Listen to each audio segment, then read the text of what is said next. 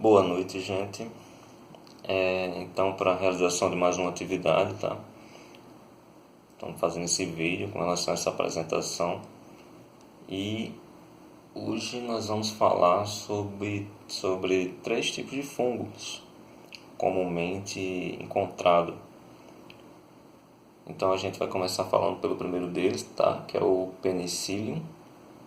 Esse fungo ele é um tipo de fungo presente principalmente em alguns alimentos, né, como o pão, bolos, queijos.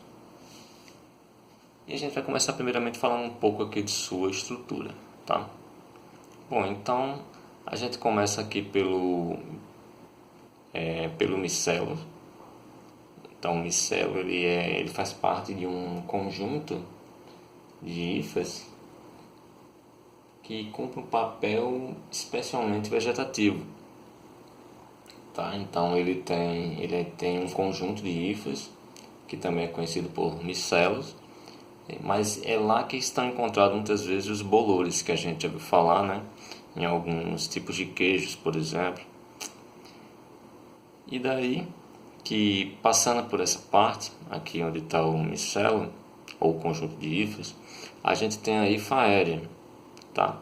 Que é essa parte aqui, esse tronco, né, digamos assim, que ele consegue interligar, né, os condióforos, que tem um papel importante para o caminho, né, o percurso, já que aqui é uma forma de nutriente, né, que esses esporos, que são essas bolinhas azuis que vocês visualizam aqui na frente, eles são conduzidos, né, são alimentados, digamos assim, pelo condiósforo, para que aqui eles sejam praticamente expulsos, digamos assim, tá?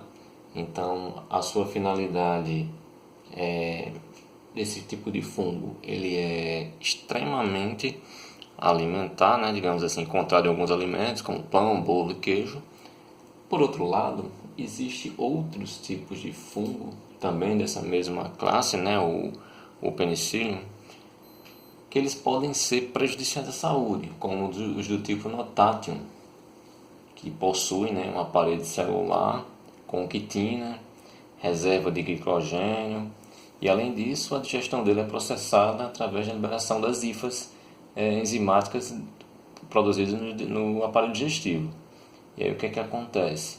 Muitas vezes ele pode ser infeccioso devido a uma quantidade de toxinas, né, que o Notathium, que não é esse aqui, tá? Esse aqui é o mais encontrado nesses alimentos que eu citei. Mas também, né, dessa classe, né, Penicillium, ele tem também, né, se for o Notathium, essa, esse lado infeccioso, né, prejudicial à saúde, no caso. Bom, agora a gente vai para o segundo.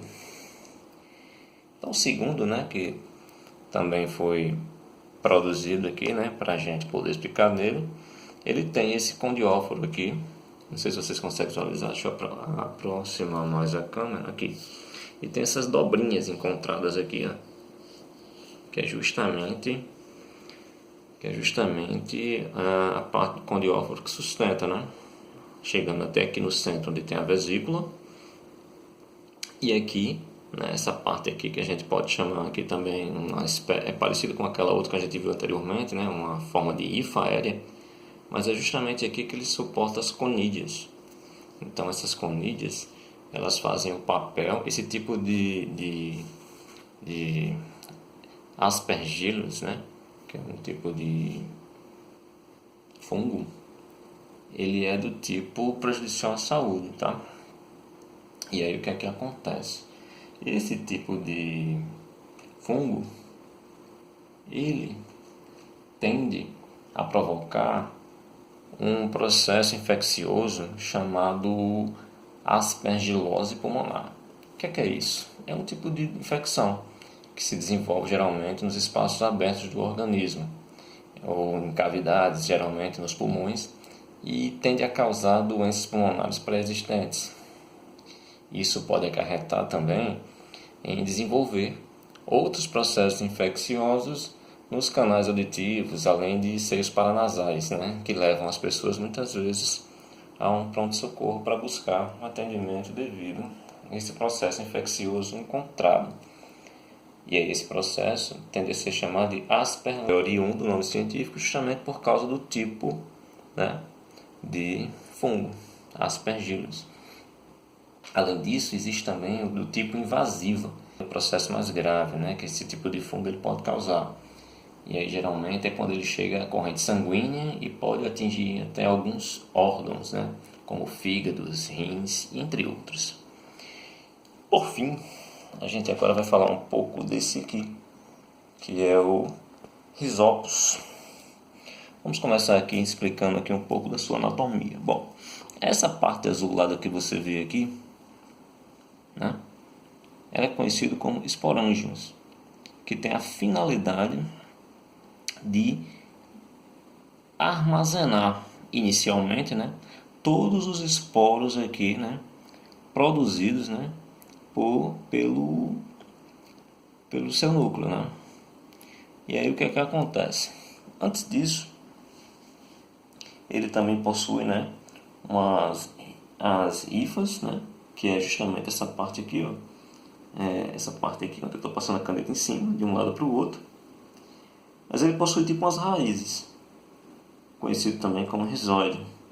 Então ele se alimenta, né, aqui que passa todos os nutrientes pela parte da hifa, passando pelo esporangióforo até conseguir fabricar o máximo de número possíveis de esporos aqui dentro do esporângio. E aí o que acontece? Quando o esporângio se rompe, esses esporos, né, em forma de bolinha que vocês estão vendo, ele é atraído para fora, né, para a parte externa. E daí o que é que acontece?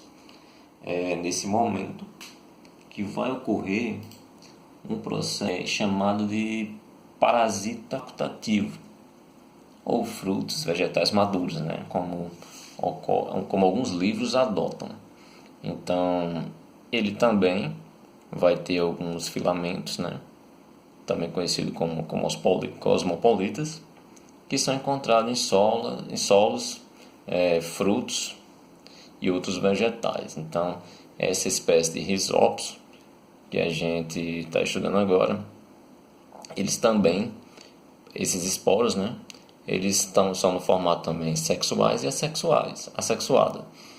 E eles tendem a produzir, né, no interior dessa estrutura com forma de cabeça alfinete. Tá? Aqui eu fiz na massa de modelar, mas eu fiz tudo para tornar mais didático, né?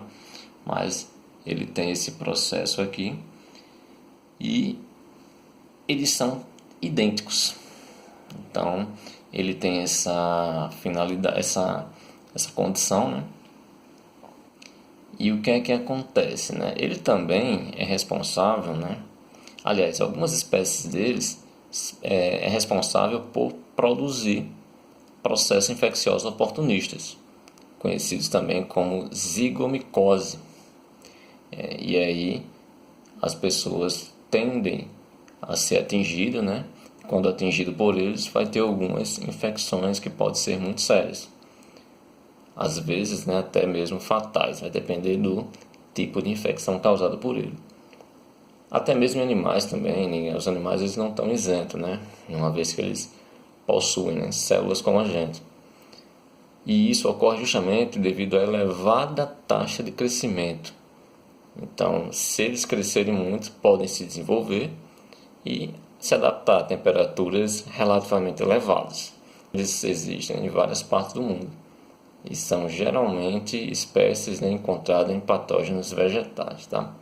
Então era isso, gente, que eu queria mostrar para vocês hoje com relação à atividade dessa semana. Esses três, né, tipos de fungo, tá? Então, foi um prazer. Até a próxima.